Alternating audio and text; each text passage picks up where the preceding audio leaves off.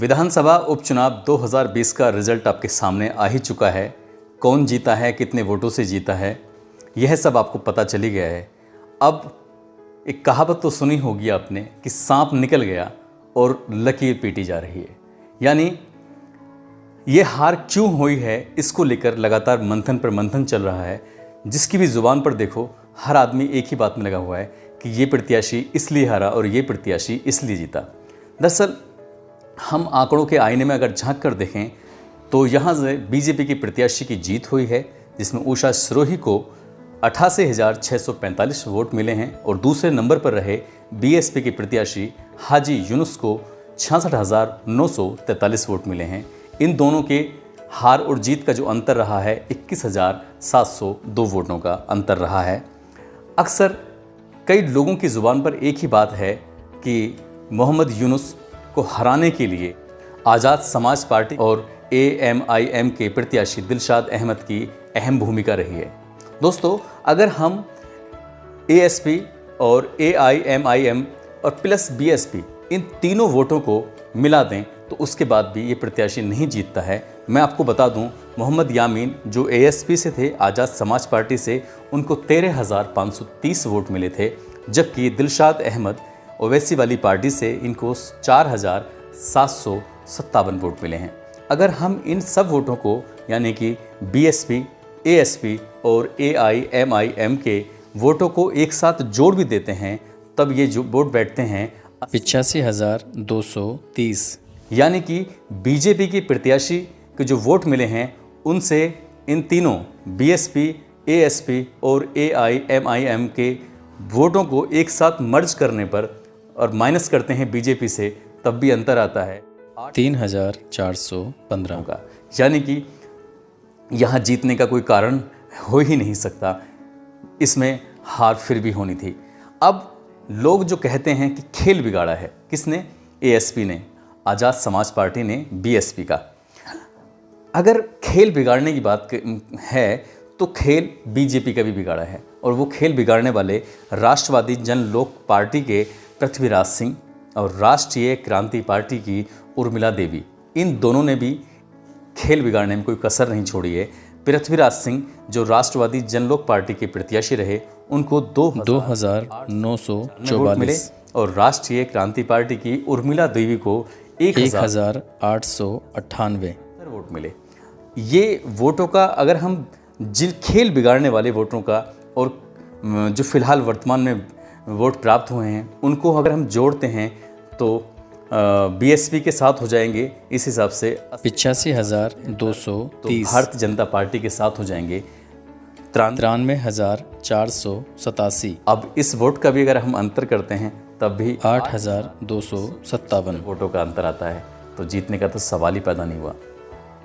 अब ये अगर कारण नहीं है तो फिर कारण क्या है? ये सबसे बड़ा सवाल है कि कारण क्या है। कुछ कारण हैं, जैसे कि आपने सुना होगा क्लास में 2 तरह के छात्र होते हैं।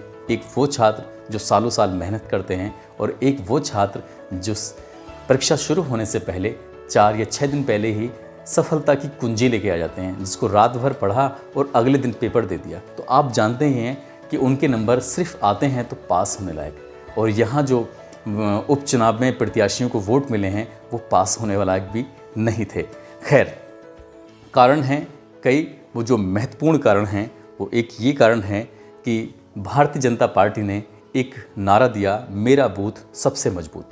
तो मेरा बूथ सबसे मजबूत वाला जो मामला है, इसमें भारतीय जनता पार्टी का कार्यकर्ता घर घर जाता है और अपने बूथ को मजबूत करता है। किसका वोट बना है, किसका नहीं बना है, इसके लिए BLO के संपर्क में रहता है। ये दूसरा कारण है। जबकि सपा, बसपा, रालोद, कांग्रेस, इसके कार्यकर्ता सालों साल मेहनत भी नहीं करते और अपना वोट भी नहीं बनवा पाते। दरअसल आपने देखा होगा कि वोटर मतदाता जो है कई मायनों में लापरवाही भी कर जाता है, खासकर जिस दिन वोट पड़ता है और उसका वोट अपने बूथ से कहीं दूर जाकर होता है, वो वोट डालने से संकोच कर जाती हैं। अगर वोट दूर हो जाता है, अचानक उलझ जाता है मतदाता कि वो उसका वोट कहाँ पर है, ये भी थोड़ी दिक्कत आती है। दूसरा, भारतीय जनता पार्टी के कार्यकर्ता व्हाट्सएप या सोशल मीडिया पर भी दिन रात मेहनत करते हैं और ज़मीनी स्तर पर भी मेहनत करते हैं।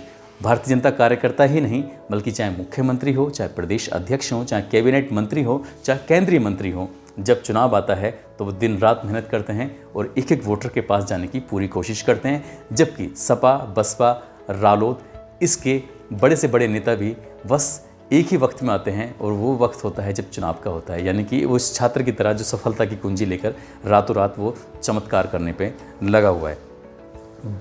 भारतीय जनता पार्टी 2014 के बाद में हर उस जिताऊ प्रत्याशी को मैदान में उतारने की कोशिश करती है जिससे वो जीत जाए, और ऐसे में जो छिटकते लोग होते हैं, जो नाराज़ लोग होते हैं, उनको किसी भी तरकीब से वो शामिल करने की कोशिश करते हैं। जैसे क्या विधानसभा उपचुनाव से ऐन वक्त पहले प्रोफेसर किरणपाल सिंह, जो समाजवादी पार्टी में कैबिनेट में मंत्री भी रहे थे, शिक्षा मंत्री, उनको उन्होंने ऐन वक्त पे शामिल कर लिया। और ऐसे ही कई रालोद के नेता थे जिनको उन्होंने लोकसभा चुनाव में शामिल किया था। तो उसकी रणनीति रूठों को मनाने का जो सबसे बेहतरीन काम किया है वो बीजेपी लगातार कर रही है।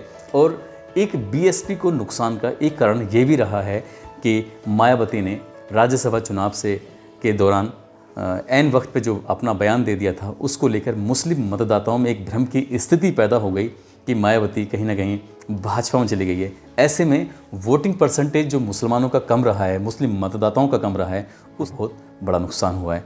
खैर, ये प्रत्याशी सिर्फ और सिर्फ 12 से 13 महीने या 14 महीने के लिए चुने गए हैं और उसके बाद फिर नए यानी 2022 की तैयारी होगी। तो आप निराश ना होइए, और जब 18 प्रत्याशी मैदान में होंगे तो जीतेगा तो एक ही, इसलिए जो भी हुआ है उसको खुशी खुशी स्वीकार करिए और जीतने वाले को बधाई दीजिए। जीतने वाले की जिम्मेदारी बनती है वो अपने शहर का विकास करे। धन्यवाद।